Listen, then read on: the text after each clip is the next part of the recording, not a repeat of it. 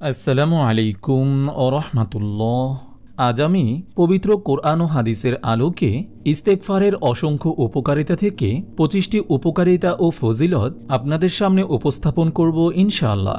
যেসব সমস্যায় আমরা প্রতিদিনই সম্মুখীন হই, এই একটি শব্দে আল্লাহ তাআলা আমাদের সেসব সমস্যার সমাধান রেখে দিয়েছেন। আসুন দেখি আল্লাহ তাআলা আমাদের জন্য ইস্তেগফারের মধ্যে কি কি কারিশমা রেখে দিয়েছেন যা আমাদের জানা নেই। কোরআন ও হাদিস থেকে আমরা ইস্তেগফারের অসংখ্য ফজিলত ও উপকারিতা লক্ষ্য করি। তার মধ্যে 25টি গুরুত্বপূর্ণ উপকারিতা হল: নম্বর 1, ইস্তেগফার করা নবীদের সুন্নত। নম্বর 2, ইস্তেগফার আল্লাহর কাছে প্রিয় একটি আমল। নম্বর 3, ইস্তেগফার দ্বারা আল্লাহর নৈকট্য হাসিল হয়। নম্বর 4, ইস্তেগফার দ্বারা গুনাহ মাফ হয়। নম্বর 5, ইস্তেগফার দ্বারা ব্যবসায় লাভ হয়। নম্বর 6, ইস্তেগফার দ্বারা মর্যাদা বৃদ্ধি পায়। নম্বর 7, ইস্তেগফার দ্বারা আল্লাহর রহমত নাজিল হয়। সহি নিয়তে ইস্তেগফার পাঠ করলে আল্লাহ তাআলা করুণা ও দয়া করবেন।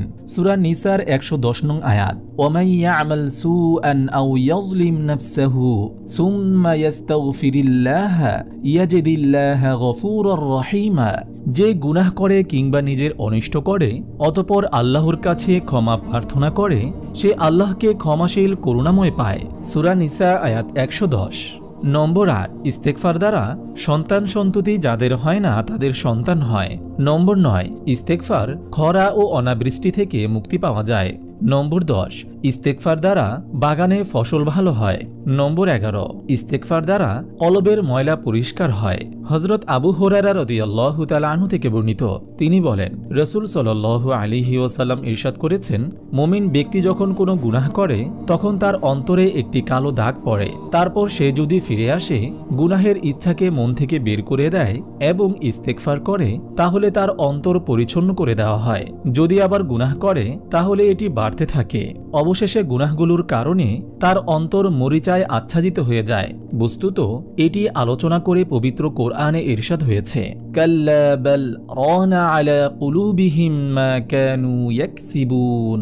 কখনো না, বরং তারা যা করে তাই তাদের হৃদয় মরিচা ধরিয়ে দেয়। সূরা মুতাফফিফিন আয়াত 14। নম্বর 12, ইস্তেগফার দ্বারা সকল সংকীর্ণতা থেকে মুক্তি পাওয়া যায়। নম্বর 13, ইস্তেগফার দ্বারা দুশ্চিন্তা থেকে মুক্তি পাওয়া যায়। নম্বর 14, ইস্তেগফার দ্বারা আল্লাহ তাআলা অকল্পনীয় স্থান থেকে রিজিকের ব্যবস্থা করে দেন। হযরত আব্দুল্লাহ ইবনে আব্বাস রাদিয়াল্লাহু তাআলা আনহু থেকে বর্ণিত, তিনি বলেন, প্রিয় নবী সাল্লাল্লাহু আলাইহি ওয়াসাল্লাম ইরশাদ করেছেন, যে ব্যক্তি ইস্তেগফার করাকে সর্বদা গ্রহণ করে আল্লাহ তাআলা তাকে সব সংকীর্ণতার মধ্যে উদ্ধারের পথ বের করে দেন, সব দুশ্চিন্তার ক্ষেত্রে মুক্তির পথ বের করে দেন এবং তাকে এমন স্থান থেকে রিজিকের ব্যবস্থা করে দেন যা সে চিন্তাও করেনি। আবু দাউদ।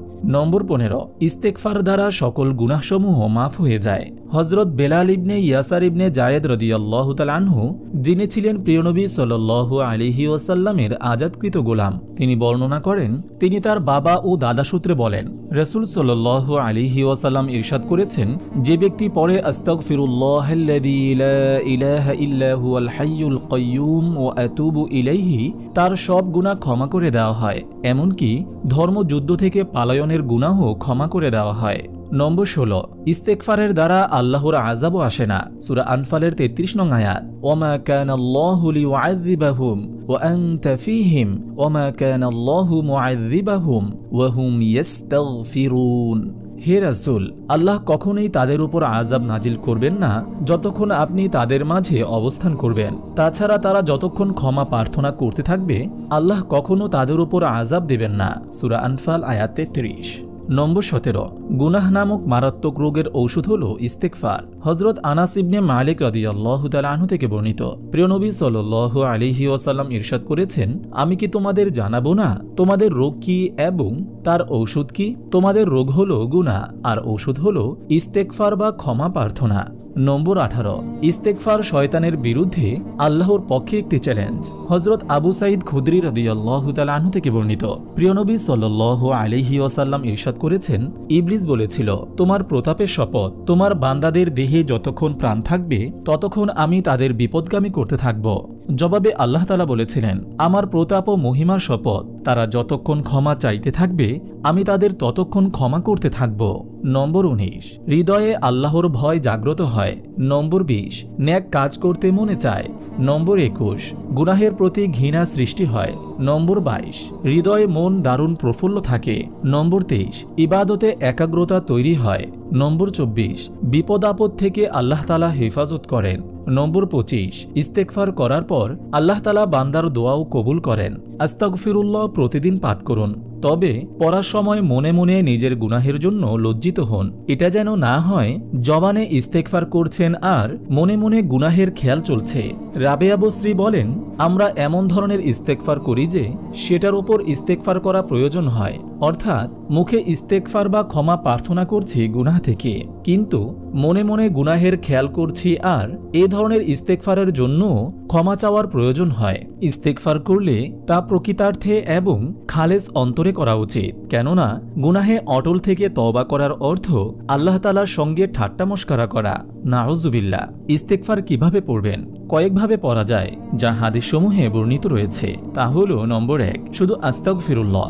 নম্বর 2, আস্তাগফিরুল্লাহাল্লাযী লা ইলাহা ইল্লা হুয়াল হাইয়ুল কাইয়্যুম ওয়া আতুবু ইলাইহি। নম্বর 3, সুবহানাল্লাহি ওয়া বিহামদিহি আস্তাগফিরুল্লাহ ওয়া আতুবু ইলাইহি। নম্বর 4, আস্তাগফিরুল্লাহ ওয়া আতুবু ইলাইহি। মহান আল্লাহ তাআলা আমাদের সবাইকে বেশি বেশি ইস্তেগফার পাঠ করার তৌফিক দান করুন। আমিন। আপনি যদি এরকম ভিডিও আরও পেতে চান তাহলে এই চ্যানেলটি সাবস্ক্রাইব করে পাশে রাখা বেল আইকনটি অন করে দিন।